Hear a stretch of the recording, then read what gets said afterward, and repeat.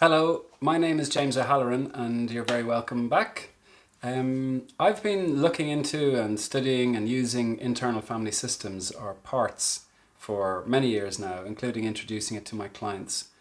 And one of the things I'm really fascinated by at the moment is how we can negatively manifest our futures or our lives based on what some of our parts are holding. So let me just break this down a little bit. First of all, manifesting might be a bit of a woo term for you. You might not like the idea of manifesting, or it might not feel compatible with how you think about the world. For me, manifesting, if you just think about it in very simple terms, is getting very, very clear on what it is that you want to happen in the future. And so if you manage to get very clear on what you want to happen, let's say, for example, you want a new job in marketing. If you're sitting on a train heading to London and there's a group of people sitting near you talking about the fact that they're going to need a new person in their marketing team, you're probably going to hear that conversation because the way our auditory and kind of visual fields, visual senses work is that they focus in on what it is that we're looking for. So getting clear on the fact that you want a job in marketing is just much more likely that you're going to hear about it if there's one being discussed anywhere near you. But there's more. Manifesting is bigger than that as well. But that's very simply, a very simple way of understanding it.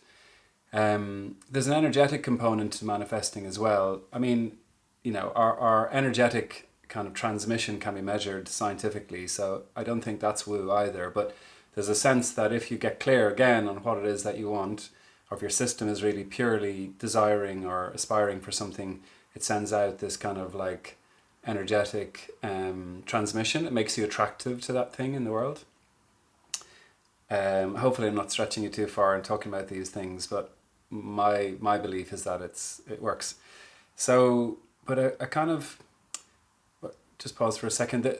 Just to introduce a little bit about internal family systems. So internal family systems is the idea that we all have multiple personalities inside us, multiple parts. And each of these parts have different motivations. They came into life at different times in your life. Like some of them are very young, some of them are more mature, some of them are more evolved, some of them less so. Some of them wake you up in the middle of the night. There's this whole idea that we're a multitude of parts. If you're buying a house, one part of you might want a massive garden, the other part wants to be living in the city. It's this sort of thing. So within parts, our internal family systems, there's also the idea that you have parts in there that are very young and like unevolved. Maybe a lot of their way of working is based on fear. So I've been playing with the idea of how some of our parts who are based on fear and have a lot of fear and scarcity and contraction, and this has been their experience, so this is what they're holding. Some of these parts are negatively manifesting what it is that you, like more parts of you, don't want to happen in the world. So one of the core principles of internal family systems is that you can't get rid of parts. There are no bad parts in your system. All of these parts came into being as a way of helping you, protecting you, and making things efficient for you.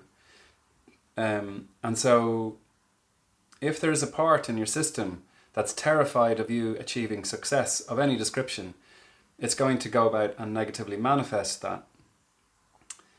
So the idea that if there is a part of you that maybe you're stifling or trying to shut down, and going with the other parts that are like, oh yes, I can be really successful, I can achieve my dreams, I can become who I want to become. But there's even a very young part that might not get very much of the airtime in your system as you're thinking.